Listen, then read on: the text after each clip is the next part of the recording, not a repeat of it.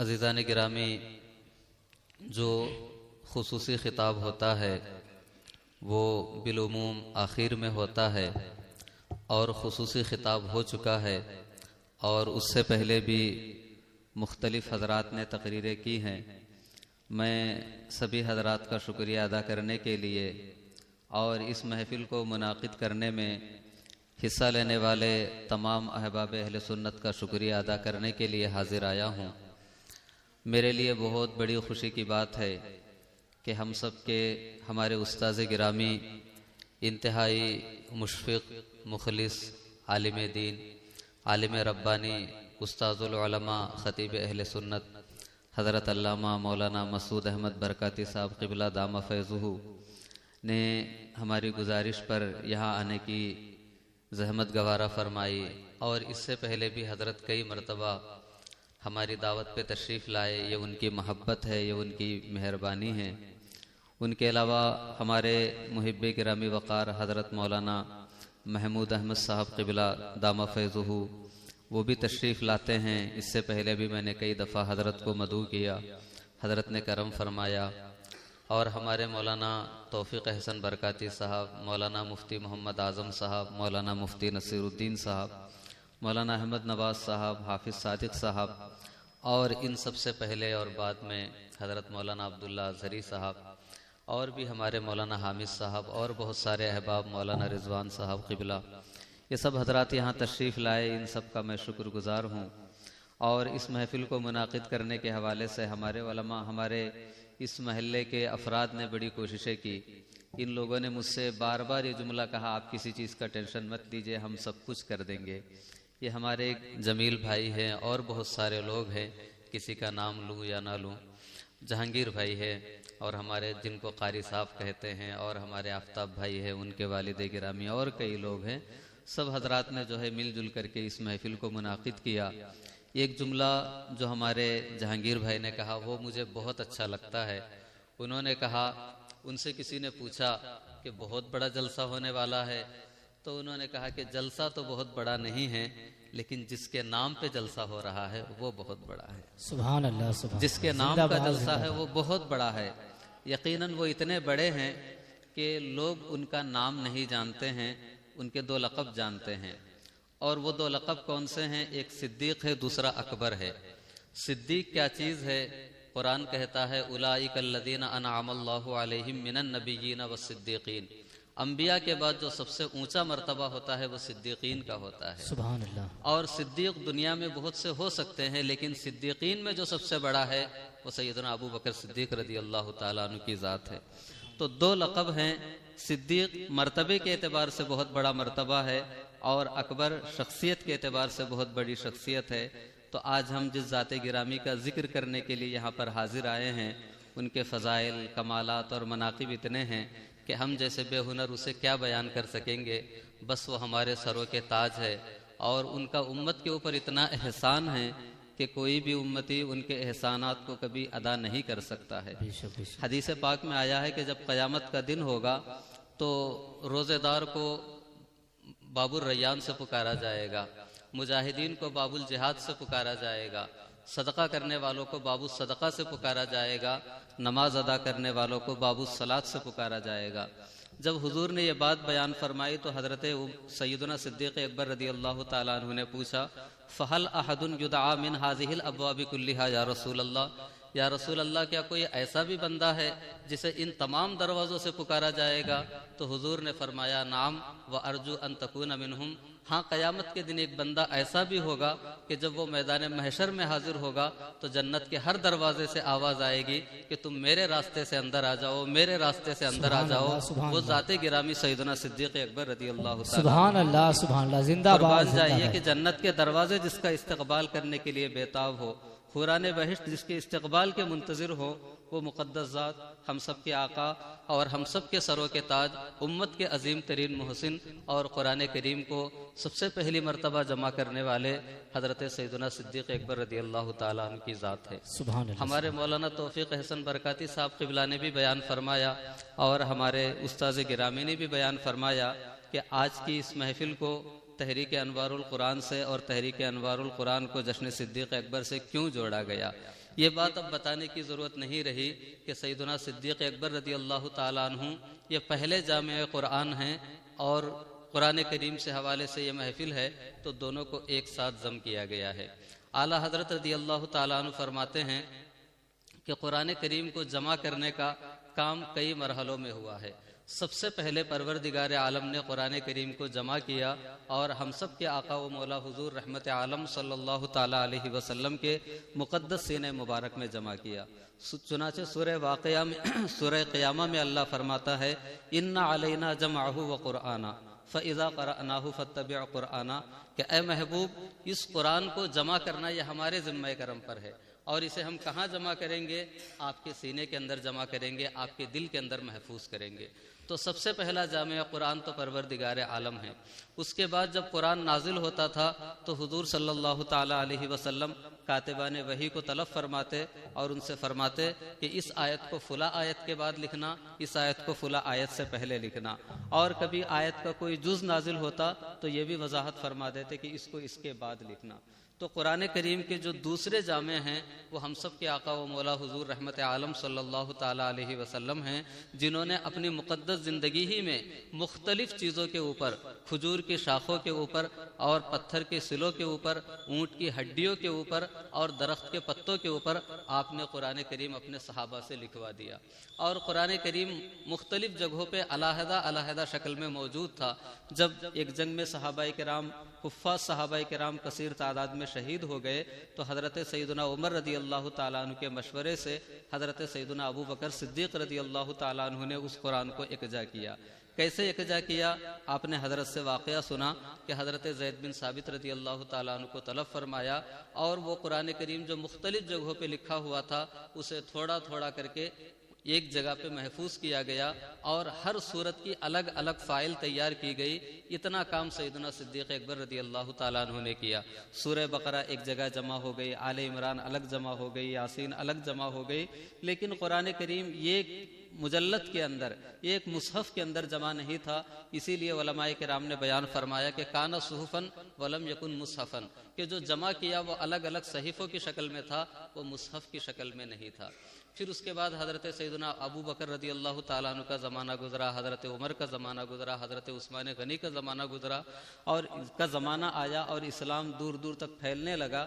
تب لوگوں نے حضرت عمر رضی اللہ عثمان غنی سے کہا کہ لوگ تلاوت قرآن میں اختلاف کر رہے ہیں، ہر آدمی اپنے اپنے انداز سے قرآن پڑھتا ہے، آپ قرآن کریم کو جمع کر دیجئے، یعنی سارے لوگوں کو ایک قرآن پہ جمع کر دیجئے۔ تو حضرت سیدنا عثمان غنی رضی اللہ تعالیٰ عنہ نے وہ مصحف جو حضرت سیدنا صدیق اکبر نے جمع کیا، جو حضرت عمر کے پاس پہنچا، جو حضرت عمر سے حضرت حفصہ کے پاس پہنچا، اسے طلب فرمایا، اسی کو سامنے رکھ کر کے اس کے 7 نسخے بنائے اور دنیا میں بھیجا، اور اس کے علاوہ لوگوں کے پاس جو کچھ تھا وہ سب جمع کیا اور اسے جو ہے اس کو نظر آتش کر دیا تاکہ لوگ بعد میں اختلاف نہ کر سکے۔ اس طرح حضرت عثمان غنی جامع الناس علی قرآن واحد، یہ تیسرے یا چوتھے جو ہے یہ جامع قرآن ہوئے۔ تو چونکہ جامع قرآن کی کئی مرتبہ بات آئی تو اس حوالے سے میں نے یہ بات کہہ دی۔ تو آج کی یہ جو محفل ہے حضرت سیدنا صدیق اکبر رضی اللہ تعالیٰ عنہ سے منسوب بھی ہے، ان کے فضائل و کمالات بھی آپ نے سنے، اور قرآن کریم کے حوالے سے بھی ہے۔ تو قرآن کریم کے حوالے سے ہمارے مولانا مفتی اعظم صاحب نے بڑی اچھی باتیں بیان فرمائی۔ میں سمجھتا ہوں کہ کسی اعادے اور تکرار کی ضرورت نہیں ہے۔ ایک واقعہ ذہن میں آتا ہے، اگر میں وقت تو ویسے کم ہے، میں واقعہ بتانا چاہتا ہوں۔ ایک بہت بڑے قاری قرآن ہیں جن کا نام حضرت حمزہ ہے، حمزہ بن زیات ہے۔ تو ان کے بارے میں ہے کہ ایک مرتبہ وہ اپنی پیشانی کو زمین پہ رگڑ رہے تھے اور یاد الہی میں رو رہے تھے۔ تو ان کے شاگرد وہاں پہنچے اور انہوں نے پوچھا کہ اے حمزہ آپ کیوں رو رہے ہیں؟ تو انہوں نے کہا کہ میں کیوں نہ روؤں جبکہ میں نے رات کو یہ خواب دیکھا ہے کہ قیامت قائم ہو چکی ہے اور پروردگار عالم کے حضور بندے حاضر ہو رہے ہیں۔ تو پروردگار عالم ایک منادی ندا دیتا ہے کہ جو قرآن پڑھنے والے ہیں وہ حاضر ہو جائے۔ تو جب لوگ قرآن پڑھنے والے حاضر ہونے کے لیے کہا گیا تو میں بھی حاضر ہونے لگا۔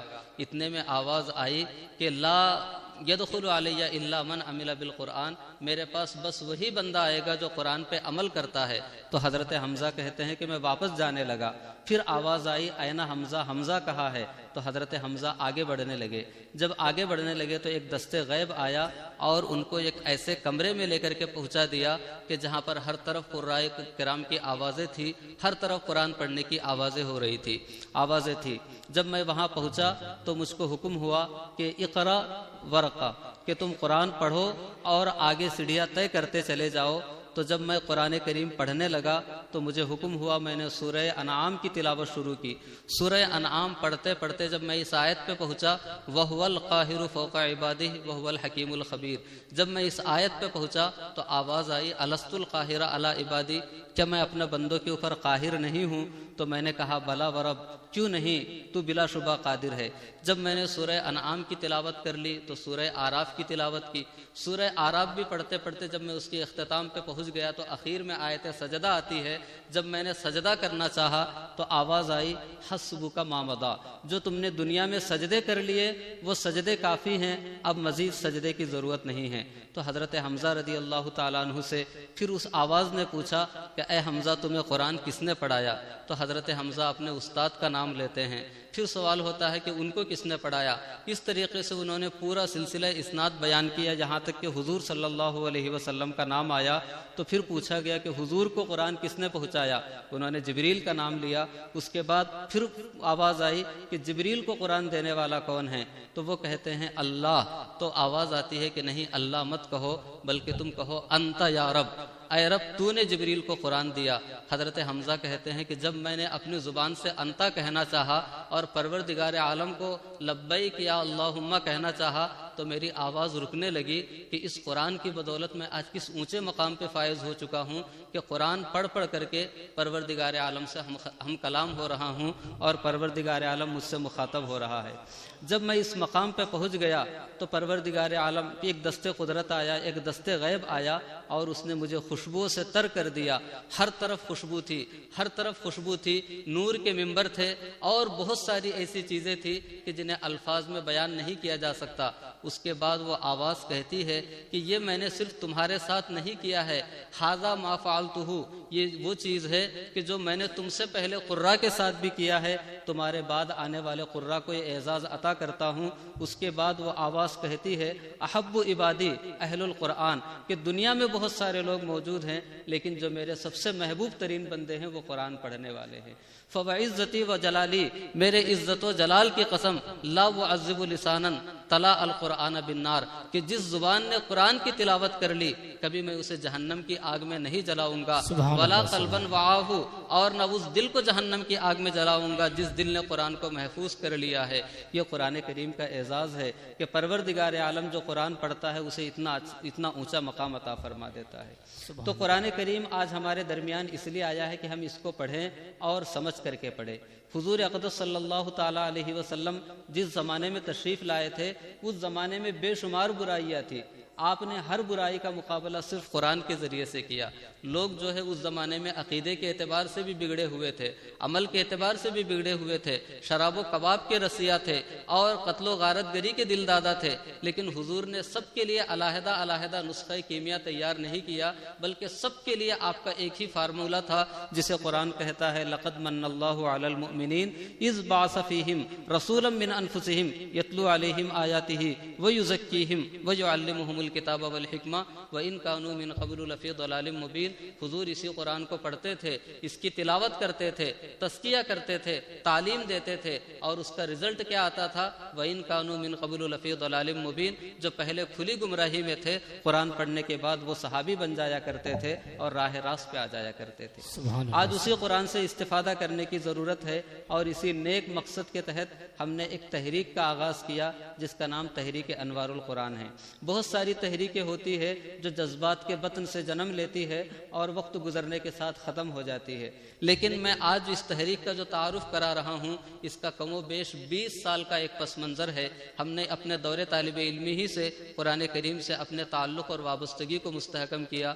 قرآن کریم کو لغت سے بھی حل کرنے کی کوشش کی, قرآن کریم کو اس کے تراجم اور تفاسیر سے بھی حل کرنے کی کوشش کی. اور اس کے بعد آج سے کئی سال پہلے جب میں دارالعلوم امام احمد رضا رتنا گری میں پڑھاتا تھا تو وہاں پہ میں نے عرس عزیزی کے موقع پہ جو غالباً 37واں عرس عزیزی تھا، اس موقع پہ میں نے اعلان کیا کہ ہم قرآن کریم کی تعلیمات کو عام کرنے کے لیے ایک تحریک کا احیاء کریں گے اور قرآنی تعلیمات کو عام کریں گے۔ الحمدللہ وہ کوششیں بارآور ہوئی۔ اس کے بعد جامعہ اشرفیہ آنا ہوا تو کم و بیش 7 سال تک میں نے عزیز المساجد میں بعد نماز عصر درس قرآن دیا اور قرآنی موضوعات پہ میں نے بہت ساری تقریریں کی، اور اس کے علاوہ جو ہے ہمارے ادارہ انوار القرآن کے زیر اہتمام بے شمار مقالات لکھے گئے، کئی کتابیں لکھی گئی، کئی مسابقے ہوئے، اور اس طریقے سے قرآنی تعلیمات کو عام کرنے کی جو کوششیں ہو سکتی تھی وہ ایک فرد کے ذریعے سے ہوتی رہی۔ لیکن قرآنی تعلیمات کا دائرہ اتنا وسیع ہے، اس کے کاموں کا دائرہ اتنا وسیع ہے کہ تنہا ایک فرد کے بس کی بات نہیں ہے، اس کے لیے احباب کے تعاون کی ضرورت ہے۔ تو میں نے آج کی یہ محفل اس لیے منعقد کی ہے کہ آج میں آپ لوگوں سے اس بات کی وضاحت کرنا چاہوں گا کہ ہم جو قرآن کریم کے حوالے سے کام کرنا چاہتے ہیں، اس کے لیے افرادی قوت کی بھی ضرورت ہے اور مالی تعاون کی بھی ضرورت ہے۔ قرآن کریم کی جس خدمت کا میں ذکر کر رہا ہوں وہ تقریروں والی خدمت نہیں ہے، وہ یوٹیوب چینل کے ذریعے سے نہیں ہے، بلکہ جس قرآن کی خدمت کا میں ذکر کر رہا ہوں وہ بطور خاص تحریری خدمات ہے۔ لوگ یہ کہتے ہیں کہ آج کا زمانہ ہے، زمانہ بڑا ترقی کر گیا، اب کتابیں کون پڑھتا ہے، کتابیں چھاپنے کی ضرورت نہیں رہی۔ یقیناً لوگ اسی طریقے سے ہو گئے کہ کتابیں نہیں پڑھتے ہیں، کتابیں چھاپنے والے منتظر رہتے ہیں کب ہماری کتابیں بکیں گی، یہ ساری چیزیں ہیں۔ لیکن آپ دیکھیں تو دنیا میں جو نظام قائم ہے وہ تحریری شکل ہی میں قائم ہے۔ آپ کسی سے کوئی سودا خریدتے ہیں، وہ کوئی وائس میسج نہیں بھیجتا کہ آپ نے مجھ سے 10 روپے کا سامان خریدا اور 10 روپے میں 5 روپے دیے، 5 روپے قرض ہے، یہ کوئی آواز کی شکل میں نہیں ہوتا، اس کی باقاعدہ بل تیار ہوتی ہے اور تحریری شکل میں وہ چیز ہوتی ہے، چاہے وہ قرض کا لین دین ہو، چاہے نقد تجارت ہو، چاہے ایک ملک کے دوسرے ملک کے ساتھ معاملات ہو، ہمارا ملکی دستور ہو، کوئی بھی چیز ہو وہ تحریری شکل ہی میں موجود ہوا کرتی ہے۔ اور اس سے آگے بڑھ کر کے دیکھیے، پروردگار عالم کی ذات وہ ہے کہ جس کے لیے غائب حاضر سب کچھ ایک ہے، ماضی و مستقبل سب اس کے لیے ایک ہے۔ پروردگار عالم اس پر قادر ہے کہ قیامت کے دن بندوں کو ان کے اعمال ان کی نگاہوں کے سامنے لا کر کے دکھلا دے، تم دنیا میں یہ کرتے تھے، تم دنیا میں وہ کرتے تھے، سارے اعمال نگاہوں کے سامنے لا کے دکھانے پر قادر ہے۔ اس کے باوجود پروردگار عالم نے نظام رکھا ہے کہ بندہ جو کرتا ہے فرشتے اسے لکھ لیتے ہیں۔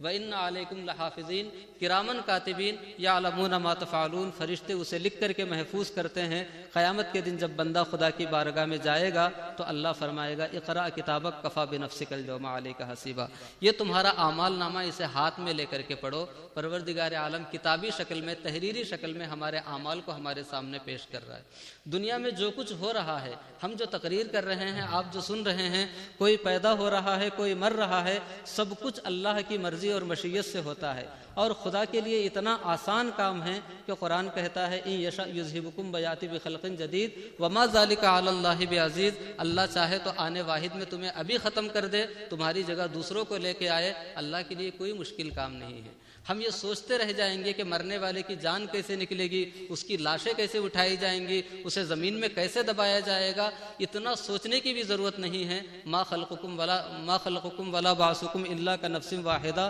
ساری کائنات کو پیدا کرنا اور ختم کر دینا اللہ کے لیے ایسے ہی آسان ہے جیسے ایک انسان کو، بلکہ ایک چونٹی کو پیدا کرنا اور ختم کرنا آسان ہے۔ خدا کے لیے سب کچھ آسان ہے، اس کے باوجود پروردگار عالم نے اس سارے کائنات کے سارے امور کو کیسے محفوظ کر رکھا ہے۔ ہر کل و کل صغیر و کبیر، اللہ رب العزت کی بارگاہ میں ہر چھوٹی بڑی چیز مستتر لکھی ہوئی محفوظ ہے، جو دنیا کو بتاتی ہے کہ تحریر کا تعلق کبھی بھی تم اپنی زندگی سے مت توڑو، اس لیے کہ تحریر وہ ہے کہ جس کو پروردگار عالم نے تمہاری زندگی سے جوڑ کے رکھا ہے۔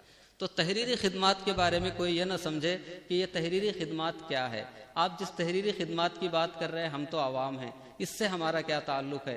ہم تو یوٹیوب والے ہیں، ہم تو موبائل والے ہیں، ہم تو بس چلتی پھرتی تقریریں سن کر کے دین سمجھ لیں گے، سیکھ لیں گے، ایسا نہیں ہے۔ ہمارے علماء کرام، اسلاف کرام، بزرگان دین جو بھی تقریریں کرتے ہیں وہ کسی کتاب میں دیکھ کر ہی کرتے ہیں۔ میں بھی جو بول رہا ہوں اپنے اساتذہ کے چہرے پڑھ کر کے اور ان کی لکھی ہوئی تحریریں پڑھ کر کے بول رہا ہوں، لہٰذا تحریر کی بڑی اہمیت ہوتی ہے، اور ہم نے تحریری طور پر ہی قرآنی خدمات کو عام کرنے کا بیڑا اٹھایا ہے۔ انشاءاللہ العزیز ہمارا یہ ارادہ ہے کہ ہر مہینے ہم اپنے مضامین کو جو قرآنی موضوعات سے متعلق ہوں گے وہ اپنے چینل کے ذریعے سے، وہ اپنے ویب سائٹ کے ذریعے سے عام کرنے کی کوشش کریں گے۔ الحمدللہ میں نے انوار القرآن کے نام سے ایک ویب سائٹ بھی ڈیزائن کروایا ہے، آج اس کا افتتاح ہونا تھا لیکن اس کے ڈیزائننگ کا کچھ کام ابھی بھی باقی ہے تو اس کا افتتاح نہیں ہو سکا، لیکن یہ ہماری تحریک کا یہ پہلا دن ہے، سالانہ اجلاس اسی دن ہوا کرے گا انشاءاللہ العزیز۔ تو آج میں اس ویب سائٹ کا بھی اعلان کر رہا ہوں جس کا نام انوار القرآن ہے، اس کے علاوہ ٹیلی گرام چینل بھی ہے اور واٹس ایپ چینل بھی ہے، اور اس کے علاوہ یوٹیوب کے ذریعے سے بھی ہم قرآن تعلیمات کو عام کرنے کی کوشش کرتے ہیں، لیکن یہ اب تک کی خدمات ہے۔ اور جو آگے ہماری خواہش ہے وہ یہ ہے کہ ہم ہر مہینہ کسی جگہ پہ درس قرآن کا اہتمام کریں، قرآن شریف لے کر کے رحل کے اوپر قرآن شریف رکھ کر کے قرآن پڑھ کر کے اس کے مطالب لوگوں کو سمجھائے اور بتائے کہ اے لوگوں یہ تمہارا قرآن ہے، اس میں تمہارا رب یہ کہنا چاہتا، یہ فرما رہا ہے۔ لیکن اس کے لیے تنہا میں ہر جگہ جا کر کے لوگوں سے سارے انتظامات کرواؤں یہ ہو تو سکتا ہے، اس لیے کہ ہم نے اپنی پوری زندگی قرآن کے لیے وقف کر دی ہے۔ اگر ہماری عزت قرآن کے لیے وقف نہ ہو، اس کے لیے قربان نہ ہو، تو اس عزت کی کیا ضرورت ہے جو قرآن کے کام نہ آ سکے؟ تو ہم تو یہ کر سکتے ہیں، لیکن یہ خواہش ہوتی ہے انسان کی کہ لوگ کچھ ہاتھ بٹائے، کچھ تعاون کرے، تو یہ سلسلہ تعلیم قرآن، سلسلہ تفسیر قرآن، سلسلہ درس قرآن یہ عام سے عام تر ہوتا رہے گا۔ تو ایک ہماری بنیادی خواہش یہ ہے کہ باقاعدہ ہر مہینہ درس قرآن کا اہتمام کیا جائے، ہفتہ واری درس قرآن کا اہتمام کیا جائے، یومیہ کیا جائے، لیکن اس کا ایک طریقہ کار ہوگا کہ ہم ماہانہ شروع کریں گے، پھر ہفتہ واری پہ لے جائیں گے، پھر اس کے بعد ہفتے میں 1-2 دن کا درس قرآن باقاعدہ جو قرآن کی شکل میں ہوتا ہے، درس قرآن کی شکل میں، اسے ہم مجلسوں میں بیان کریں گے تاکہ لوگ قرآن پڑھے اور سمجھے۔ اس کے علاوہ اور بہت سارے کام ہیں، لیکن سر دست میں آپ حضرات سے یہی کہنا چاہوں گا کہ آپ اس کام کے لیے بندوبست کریں، اور اس کے لیے ہم کوششیں کرنا چاہتے ہیں، اس میں آپ ہمارا تعاون کریں۔ اور قرآنی موضوعات پہ کئی کتابیں لکھی جاتی ہے، بہت سارے لوگ لکھتے ہیں، چونکہ یہ میرا ایک تحریکی کام ہے، اس بنیاد پہ میں اپنی کتابوں کے حوالے سے کہنا چاہوں گا کہ سامنے ہم نے کتابوں کا ایک چھوٹا سا اسٹال بھی لگایا ہے جس میں کتابیں دستیاب ہے، وہ قرآن کریم ہی سے متعلق ہے۔ آپ ان کتابوں کو خریدیے، ان کتابوں کو پڑھیے، اپنے گھر لے جائیے، اپنے بچوں سے پڑھوائیے، انشاءاللہ آپ کو قرآن کریم کے حوالے سے بڑی اچھی معلومات حاصل ہوں گی۔ اور قرآن تو وہ کتاب ہے کہ جس کو پڑھنے کے بعد دل کا زنگ دور ہو جائے گا اور آپ کو کلی اطمینان حاصل ہو جائے گا۔ قرآن کریم کیا چیز ہے اسے خود قرآن سے پوچھئے۔ اللہ تعالیٰ فرماتا ہے وَلَوْ أَنَّ قُرْآنًا سُيِّرَتْ بِهِ الْجِبَالُ أَوْ قُطِّعَتْ بِهِ الْأَرْضُ أَوْ كُلِّمَ بِهِ الْمَوْتَىٰ، اگر کوئی ایسا قرآن ہوتا کہ جسے پڑھ کر کے زمین پہ پھونک دیا جائے تو زمین شق ہو جائے، پہاڑ پہ پھونک دیا جائے تو پہاڑ چلنے لگے، مردوں پہ دم کر دیا جائے تو مردوں میں نئی زندگی آ جائے، اگر کوئی ایسا قرآن ہو سکتا ہے تو وہ یہی قرآن ہے جس کی تم تلاوت کر رہے ہو۔ اور قرآن کیا چیز ہے؟ قرآن کہتا ہے اللہ نزل احسن الحدیث کتابا متشابہا مثانیہ تقشعر منہ جلود الذین یخشون ربہم ثم تلین جلودہم وقلوبہم الی ذکر اللہ۔ قرآن وہ کتاب ہے جس کی آیتیں محکم ہیں، ایک جیسی ہے، اور جب اس کو پڑھا جاتا ہے تو رونگٹے کھڑے ہو جاتے ہیں اور دل خوف الہی سے لرزنے لگتے ہیں۔ آپ کبھی تنہائی میں قرآن لے کر کے دیکھیں کہ قرآن آپ سے کیا کچھ کہہ رہا ہوتا ہے۔ قیامت کیا چیز ہے، باس بعد الموت کیا چیز ہے، اللہ کی عظمتیں کیا ہے، نبی کا مقام و مرتبہ کیا ہے، ہم دنیا میں کیوں آئے ہیں، آج کے زمانے میں جو توکل کا فقدان ہے اور جو دنیا داری اور زر پرستی اور نہ جانے کتنی بیماریاں ہیں، میں کہتا ہوں کہ یہ سب کچھ آنے واحد میں ختم ہو جائیں گی جب آپ قرآن کی طرف رجوع کریں گے۔ تو قرآن کہتا ہے ان ھذا القرآن یہدی للتی ہی اقوم، دنیا میں سب سے سیدھا راستہ دکھانے والی کوئی کتاب ہے تو وہ صرف قرآن ہی ہے۔ اللہ فرماتا ہے فذکر بالقرآن من یخاف وعید، قرآن پڑھ کر کے ان لوگوں کو ڈراؤ جو ڈرنا چاہتے ہیں۔ قرآن کریم کے بارے میں اللہ فرماتا ہے وَنُنَزِّلُ مِنَ الْقُرْآنِ مَا هُوَ شِفَاءٌ وَرَحْمَةٌ لِّلْمُؤْمِنِينَ وَلَا يَزِيدُ الظَّالِمِينَ إِلَّا خَسَارًا۔ ایک مقام پہ فرمایا یا ایھا الناس قد جاءتکم موعظۃ من ربکم وشفاء لما فی الصدور، یہ وہ کتاب ہے جو تمہارے لیے نصیحت بن کر آئی ہے، تمہارے ہر بیماری کا علاج بن کر کے آئی ہے۔ تو آپ قرآن کریم پڑھنے کا عزم کیجئے، انشاءاللہ العزیز ہماری یہ تحریک جو ایک فرد کی شکل میں ہے، انشاءاللہ صحیح معنی میں ایک افرادی قوت بن کر کے اور ایک عظیم طاقت بن کر کے دنیا کے گوشے گوشے میں قرآن کے تعلیم کو اور قرآن کے پیغام کو عام کرے گی۔ وقت تو بہت ہو چکا ہے، بس یہ شعر سنا کر اپنی گفتگو ختم کرنا چاہوں گا کہ آفاق کے گوشے گوشے میں قرآن سنا کر کے دم لیں گے، اب رکنا نہیں، اب تھمنا نہیں، فردوس میں جا کر دم لیں گے۔ انہی کلمات کے ساتھ اپنی گفتگو ختم کرتا ہوں اور امید کرتا ہوں کہ آپ ہمارے ساتھ ہر موقع پہ کھڑے رہیں گے اور قرآن کریم کے لیے جینے مرنے کا فیصلہ کریں گے، اس لیے کہ یہی وہ کتاب ہے جو رسول اللہ صلی اللہ علیہ وسلم نے جاتے جاتے ہمیں دی اور فرمایا ترکت فیکم الثقلین، میں تمہارے درمیان دو چیزیں چھوڑ کے جا رہا ہوں جن میں سے ایک قرآن ہے۔ تو قرآن سے ہم کبھی جدا نہیں ہوں گے، قرآن کے لیے جئیں گے، قرآن کے لیے مریں گے، جب تک ہماری زبان میں گویائی ہے، آنکھوں میں بینائی ہے، کانوں میں سماعت ہے اور ہمارے رگوں میں لہو دوڑ رہا ہے اور ہمارے اندر قوت و طاقت ہے، ہم قرآن کے ساتھ وفا کرتے رہیں گے اور اسی وفاداری کے ساتھ جئیں گے، اسی وفاداری کے ساتھ مریں گے۔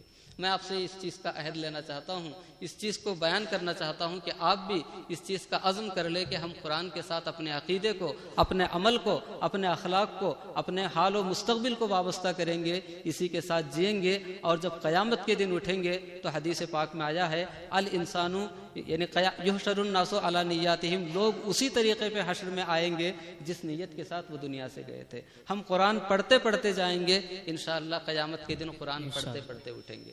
یہ ہماری تحریک کا اعلان ہے، یہ ہماری زندگی کا مقصد ہے۔ دیکھو یہ میرے خواب تھے، دیکھو یہ میرے زخم ہیں، میں نے تو سب حساب جا برسر عام رکھ دیا، وما علینا الا البلاغ۔ السلام علیکم۔